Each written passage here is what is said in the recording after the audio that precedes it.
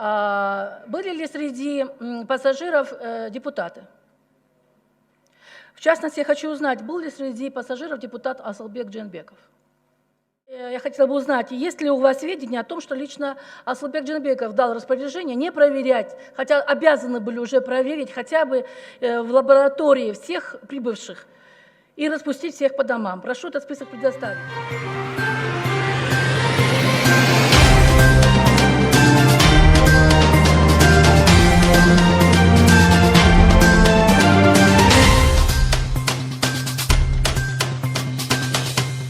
Господин Абулгазиев, вы прекрасно все знаете, что международные эксперты прогнозируют возможное повторение пандемии. Да? Вот в связи с этим у меня такой вопрос. Всем известно, что источником заражения и распространения вируса по республике это был этот злосчастный рейс из Саудовской Аравии 12 марта. Вот скажите, вы провели расследование, по чьей вине пассажиры не прошли обсервацию и были незамедлительно распущены по домам? Время остановите. Что дало расследование? По чьей вине?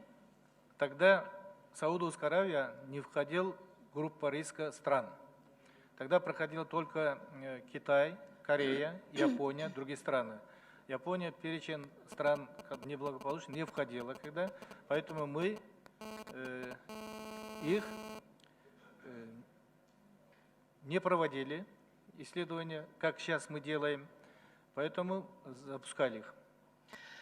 Ну, вы сейчас сами сказали, что уже с января было известно о том, что этот вирус по Европе и в Аравии он был. Об этом уже тоже говорили. Я думаю, что просто не проверили. Скажите, были ли среди пассажиров депутаты? В частности, я хочу узнать, был ли среди пассажиров депутат Асылбек Дженбеков? Такими информациями мы не владеем.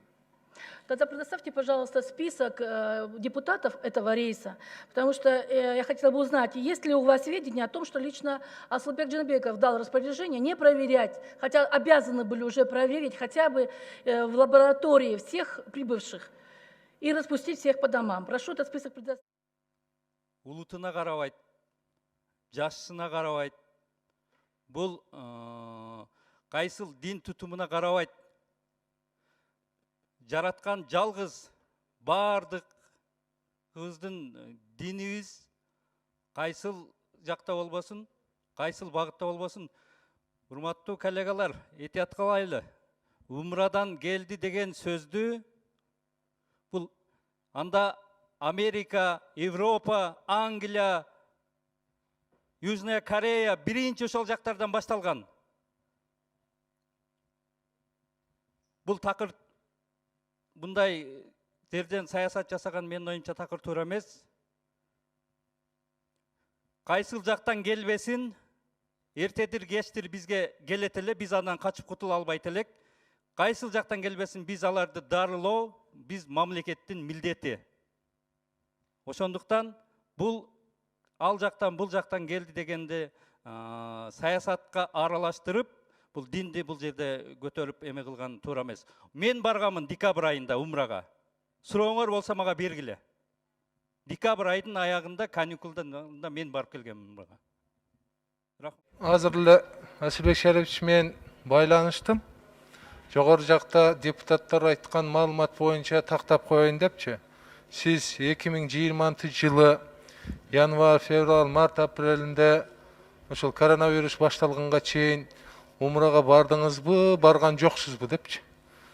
Мага айтты, мен барганым жок деп, быйылкы 20-жылдын ичинде барып аттыр да. Бул биринчиден, экинчиден кимге кайсыл күнү, кайсыл учурда баягы умрачыларга жол ачып кой деп чалган болсо, ошону аныктап койсунчу укук коргоо органдарычы. Мындай да болгон эмес дейт. Бирөө мага менден суранган дагы эмес дейт да. Ошондуктан эми жөндөн жөн эле жала жапкан бул туура эмес да. Туура эмес. Ошол боюнча туура айттыр. Аз депутаттар дагы айтыптыр, укук коргоо органдары бир текшерип койсунчу. Бул адамга жалгандан жала жаап, анан бир ооруну келишин, бир динди жаман көрсөтүү бул туура эмес да. Рахмат. Рахмат. Я еще раз хочу сказать, что я использовала ту информацию в СМИ, и этот рейс был, и именно через средства массовой информации и комментарии Минздрава что на этом рейсе были зараженные. Об этом я и сказала. Поэтому не надо интерпретировать, как вам удобно мою речь. В конце концов, есть стенограмма. А во-вторых, я хочу сказать, что по кайташским событиям еще суды разберутся, кто направил туда людей, почему погиб гражданин наш, спецназовец. Поэтому не стоит здесь делать из нас преступников. Вы за собой смотрите, пожалуйста. А мы прекрасно законы знаем и будем их выполнять. В то время граждане, которые улетели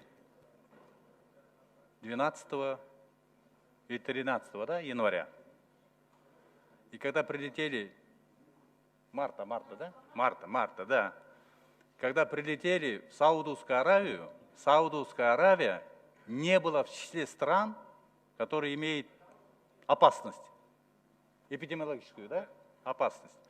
И поэтому, когда они прилетели, даже наши перестарались, можно было говорить, их можно было просто отпустить. Но тем не менее, всех взяли на учет, записали, кто откуда и так далее, и так далее. И вот это выявление, это получается результат наших действий. Потому что мы могли бы отпустить, а потом искать, откуда приехали, каким рейсом и так далее, и так далее. А вот наши, когда просто взяли на учет, на всякий случай, из этого потом выявилось. А кто там запрещал, кто-то позволял, командовали и так далее, это, наверное, неправильная информация. Башчысы жана мүчөлөрү. Бул залда депутаттар бири-бирине сын пикир айтса болот.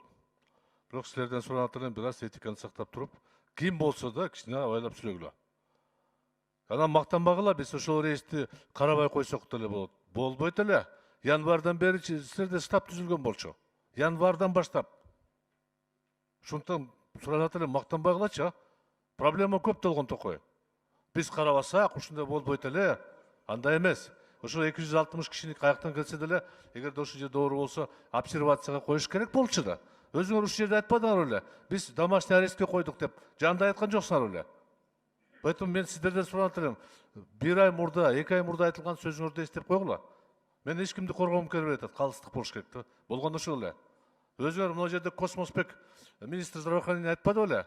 Ар бирөө менен сүйлөшүп туруп, үйүңөргө баргыла, сак кармагыла, карантин сактагыла деп силер айткансыңар аны. Ошондуктан ал жерде прокуратура өзүнүн жолу менен карай берсин. По факту возбуждено уголовное дело. Пусть расследует, кто виноват, халатность там или еще что-то. Ошондой мамиле кылсак кичине жакшы болмок эле да. Рахмат. Мен жооп берем. Исхак Саматович, мен баягы депутаттардын бири-бири менен сүйлөшкөн сөзүнө киришкен жокпуз. Мен Ирина айтып атат. Комиссия ошол жерде карабай, силер бирөөнүн сөзүн уккансыңар деп атпайбы? Бул бизге өкмөткө тиешелүү сөз да. Мен ошон үчүн жооп берип атам. Алгоритм боюнча жанагындай оору чыккан мамлекеттин тизмесине Саудия Аравиясы январда кирген эмес.